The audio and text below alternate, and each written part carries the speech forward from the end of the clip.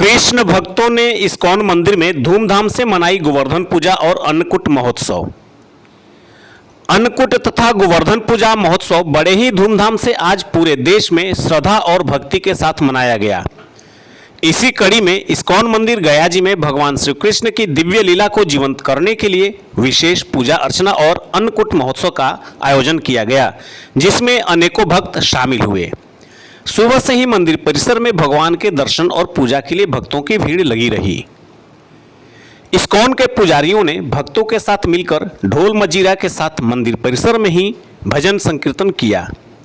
गिरिराज पर्वत की मनमोहक तथा अद्भुत सजावट के साथ ही भगवान श्री कृष्ण को 56 भोग अर्पित किया गया।